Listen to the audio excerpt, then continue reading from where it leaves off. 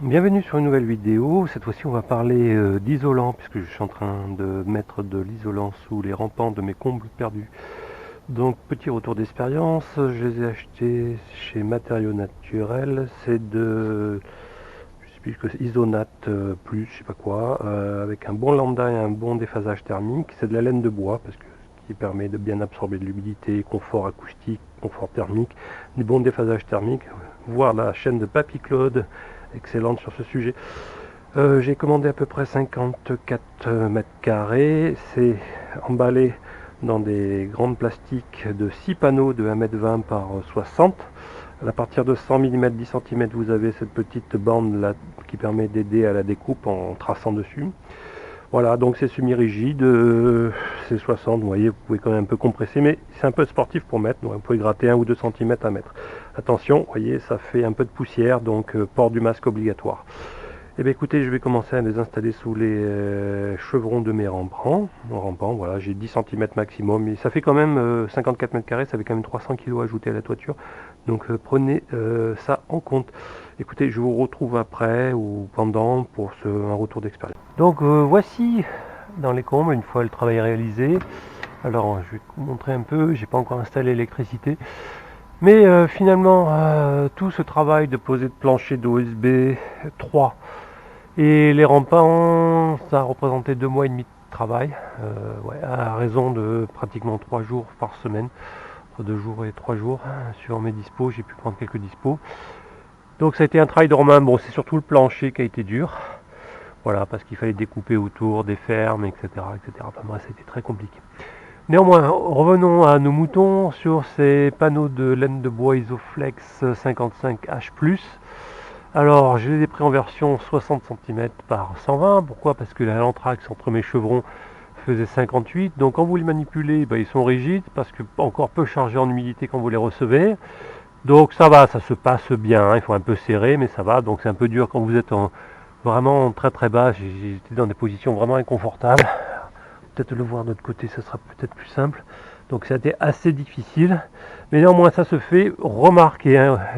Conseil important, si vous installez dans des combles perdus ou dans des combles, si vous ne plaquez pas, pensez quand même à contreventer rapidement avec des petits tasseaux, parce qu'au bout d'une semaine, les panneaux de bois se ramollissent parce qu'ils se chargent d'humidité, surtout en hiver, et ils vont tomber, malgré qu'ils étaient extrêmement bien fixés entre les chevrons au départ.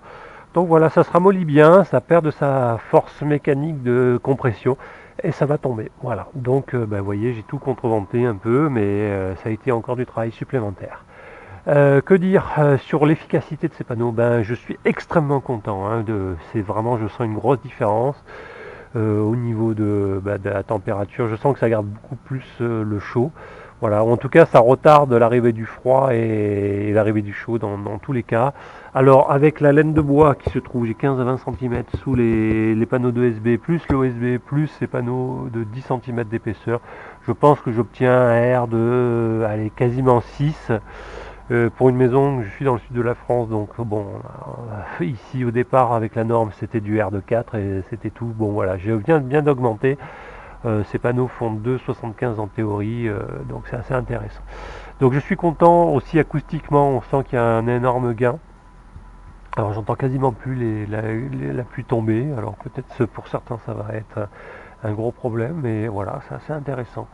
Et je suis très content concernant la société Matériaux Naturels. J'ai été livré rapidement, bien emballé, rien à dire. Produit conforme à la description, donc c'est une bonne marque. Et finalement, isolé en laine de bois, bon, c'est plus cher que la laine de verre, mais franchement, ça vaut le coup.